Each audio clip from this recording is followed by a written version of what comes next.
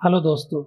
तो आज के इस वीडियो में हम सीखेंगे 2 डिजिट ऑफ मल्टीप्लिकेशन। मल्टीप्लिकेशन एक ऐसा टॉपिक है जिसमें आपको ज़्यादा से ज़्यादा टाइम कैलकुलेशन में लगता है। तो मैंने ये मल्टीप्लिकेशन की एक नई सीरीज़ शुरू की है जिसमें आप इच वीडियो को जब आप देखेंगे तो आपको मल्टीप्लिकेशन करने में ज़्यादा टाइम नहीं लगेगा और मोस्ट ऑफ द केस जब आपको पेन चलाने की भी ज़रूरत नहीं पड़ेगी और आप मल्टीप्लिकेशन मेंटली ही कर सकते हैं। किसी ने 2 डिजिट का पूछा या 4 डिजिट का पूछा और आप उसका मल्टीप्लिकेशन ईजिली कर सकते हैं।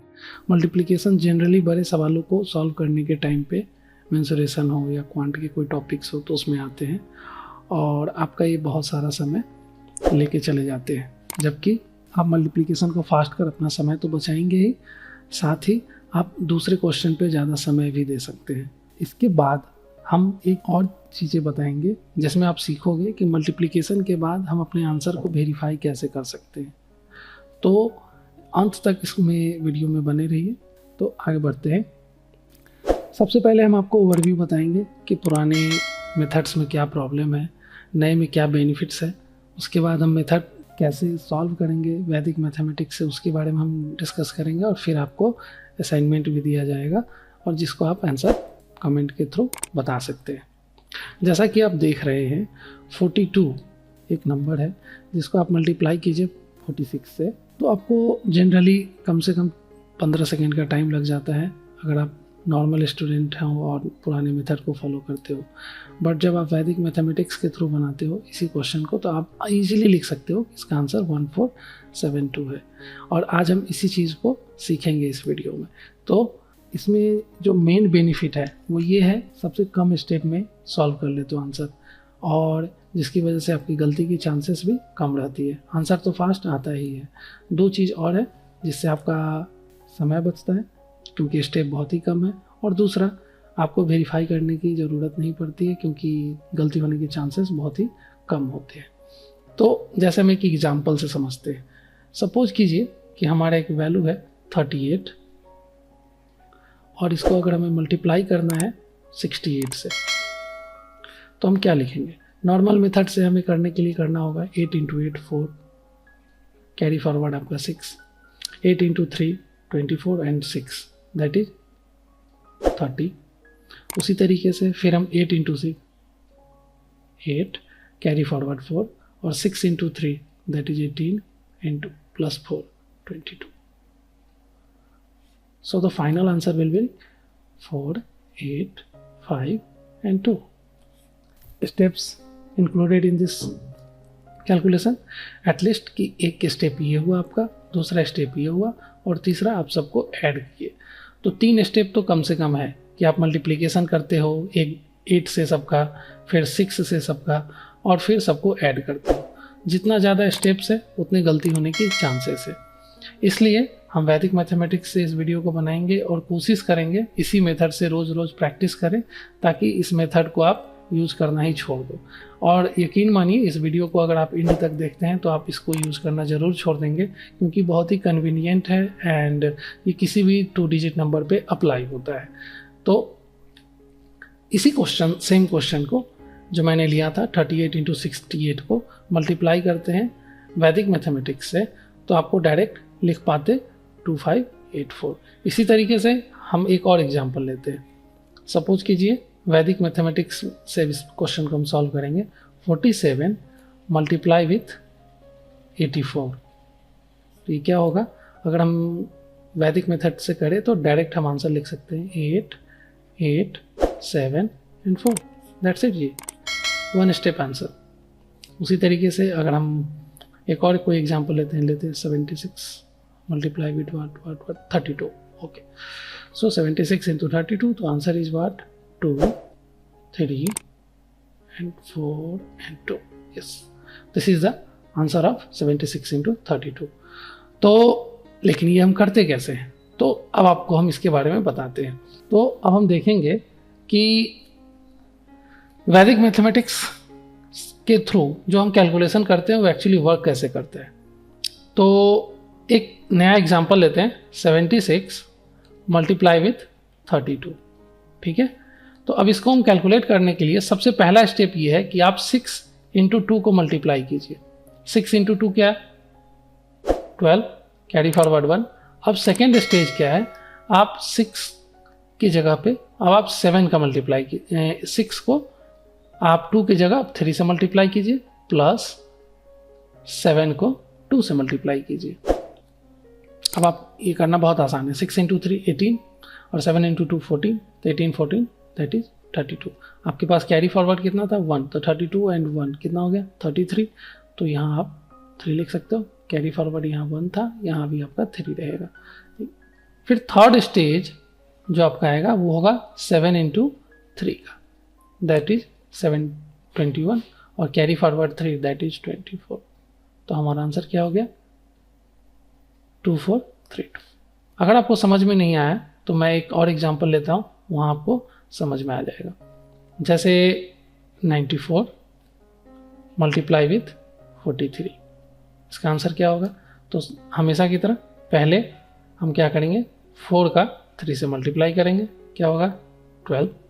तो इसका हम 2 यहाँ लिखेंगे, कैरी फॉरवर्ड 1 होगा हमारा। फिर सेकेंड स्टेज क्या होगा? सेकेंड स्टेज होगा हमारा 4 को हम 4 से मल्टीप्लाई करेंगे, प्लस 9 को हम 3 से मल्टीप्लाई करेंगे। हमारा वैल्यू क्या होगा? 4 इंटू 4 16 एंड 9 इंटू 3 27,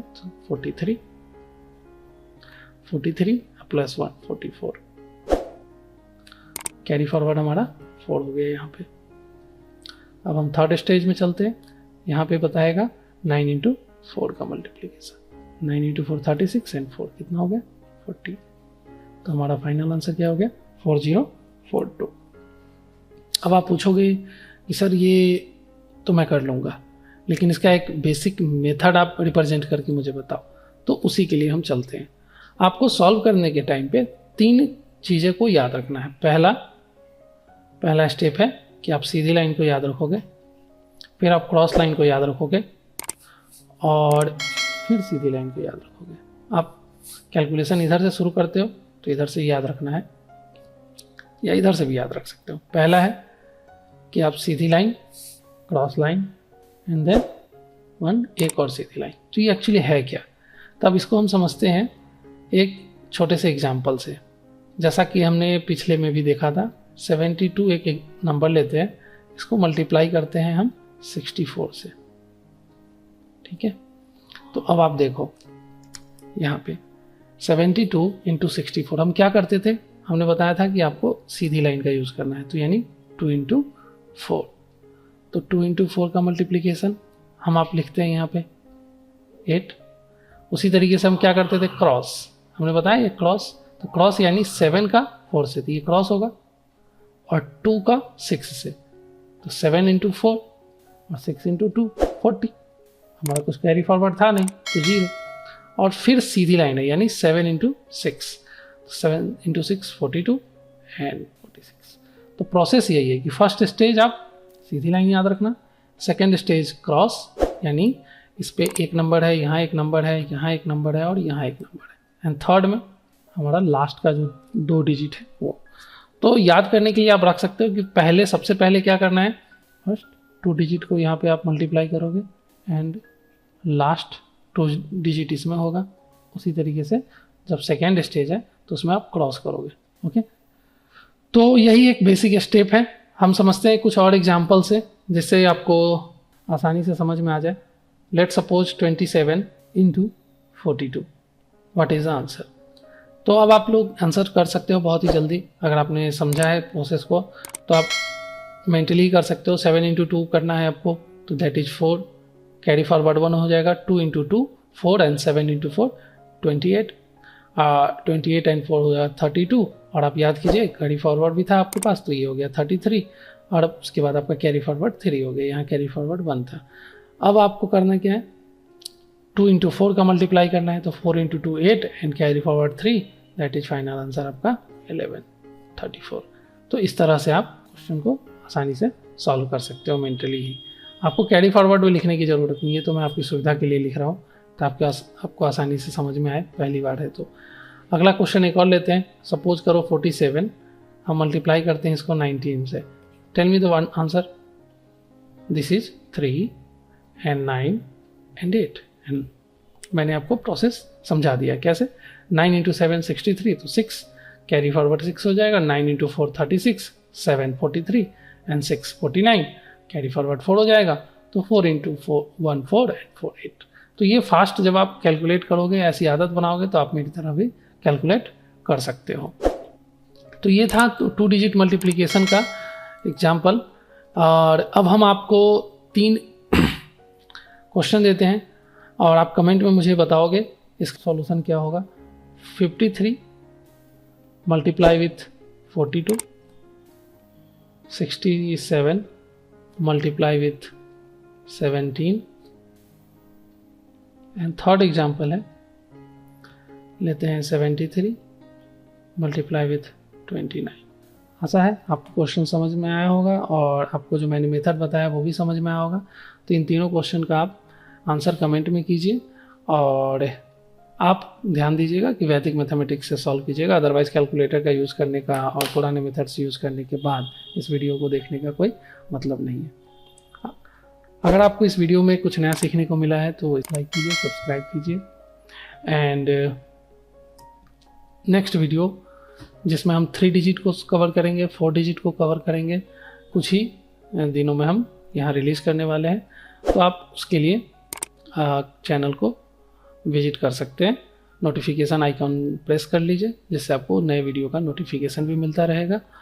और इसी तरह से हम नए नए वीडियो आपके लिए जो यूज़फुल होगा वैदिक मैथमेटिक्स में इजी तरीके से आपके पास पहुंचाते रहेंगे।